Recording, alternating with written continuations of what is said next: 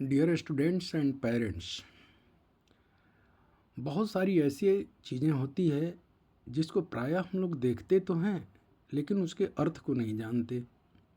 कभी कभी ऐसा होता है जो लगता है कि बिल्कुल इसका अर्थ तो आसान है, लेकिन कहाँ से लिया गया है ये नहीं पता।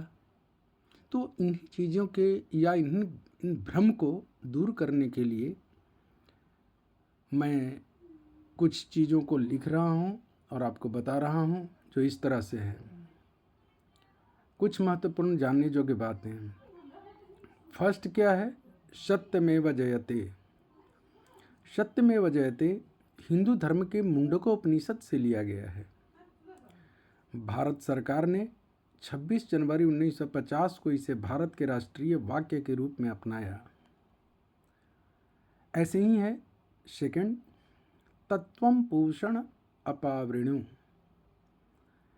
ये वाक्य प्रायः केंद्रीय विद्यालय के एम्बलम में है। अब यह वाक्य कहाँ से लिया गया बच्चों को पता नहीं, इसलिए मैं बच्चों को जानकारी दे रहा हूँ कि ज़रूर इसे ध्यान में रखें। ईशावास्योपनिषद से लिया गया है। और इसका अर्थ जब बच्चों से पूछा जाता है कि बच्चे इसका अर्थ क्या है तो नहीं जानते हैं, तो इस अर्थ को ज़रूर याद कर लें। हे सूर्य, ज्ञान पर छाए अज्ञान रूपी आवरण को हटाएं।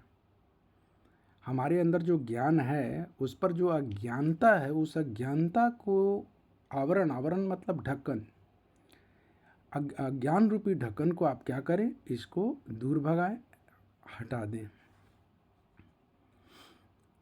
आगे देखिए, आगे क्या है। और इसी श्लोक का पूरा जो ये वाक्य दिया हुआ है, तत्वम पोषण अपावृणु, इसका पूरा जो है श्लोक इस तरह से है। हिरण्यमयेण पात्रेण सत्यस्यापि हितं मुखं तत्वं पूषण अपावृणु सत्यधर्माय दृष्टये। अब तीसरा चलते। प्रायः स्कूल में ये गाया जाता है, ओम सहनाववतु सहनौ भुनक्तु सह वीर्यं करवावहै तेजस्विनावधीतमस्तु मा विद्विषावहै। ओम शांति शांति शांति। यह वाक्य यजुर्वेद के तैत्तरीयोपनिषद से लिया गया है। अर्थ है, हे भगवान, हम दोनों यानी गुरु शिष्य की रक्षा करें। हे भगवान, गुरु शिष्य की रक्षा करें, हम दोनों का पालन करें, हम दोनों वीरतापूर्ण कार्य करें, हम दोनों की शिक्षा जो हो वह उज्जवल हो, हम एक दूसरे से घृणा न करें। माँ विद्विषावहै का अर्थ है, माँ मतलब नहीं, विद्वेष मतलब होता है घृणा। तो हम दोनों को आपस में कभी या हमको किसी से भी घृणा न हो, एक दूसरे से घृणा न करें। और लास्ट में जो शांति शांति शांति जो लिखा हुआ है, एक शांति का अर्थ है दैहिक शांति। दैहिक का अर्थ होता है देह से संबंधित। सबसे पहले हम लोग क्या चाहते हैं? देह से निरोग रहना। दैहिक का देह से संबंध, जैसे देह में कई प्रकार की बीमारियां हो जाती है जिसके चलते मनुष्य को कष्ट होता है, तो उन बीमारियों से हम दूर रहें, इसके लिए दैहिक शांति की बात होती है।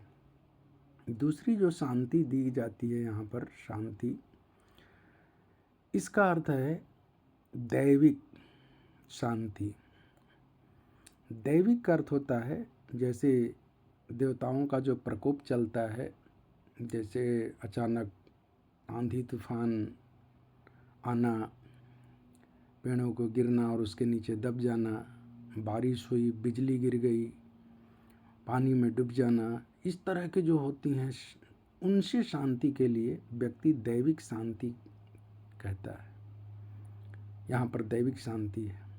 और भौतिक का अर्थ होता है इंस्ट्रूमेंट। भूत का अर्थ होता है केवल वही दैत्य और दानव नहीं, अगर उसको भी लेकर चले तो वैसे जैसे भूत पिशाच जादू टोना जो लोग चलाते हैं उसका भी हमारे ऊपर प्रभाव न हो, उसके लिए भी हम भौतिक शांति की बात करते हैं। और दूसरे तरफ देखें तो भूत का अर्थ होता है प्राणी, और प्राणियों की रक्षा के लिए जो मशीनरी है भौतिक युग की, इन भौतिक युग के मशीनरियों से किसी प्रकार का हमारे ऊपर प्रकोप न हो, इसके लिए भी हम शांति चाहते हैं। तो इस तरह से बच्चों या अभिभावक लोगों के लिए ये जितने भी लोग हैं, जो भी हैं, आप समझें, ज़रूर इसका अर्थ जानें, क्योंकि ये बहुत प्रचलित हैं और बच्चों की डायरी में भी लिखी जाती है। तो आगे आप लोग इससे जिस तरह से आप अपने आप को अच्छे ढंग कहीं भी साबित करने के लिए, कहीं भी अच्छे गुणों को अवलोकन करने के लिए, जानने के लिए उत्सुकता होनी चाहिए। अगर वह उत्सुकता है तो ज़रूर मैं आशा करता हूँ कि इन तीनों वचनों को ज़रूर याद रखेंगे। धन्यवाद।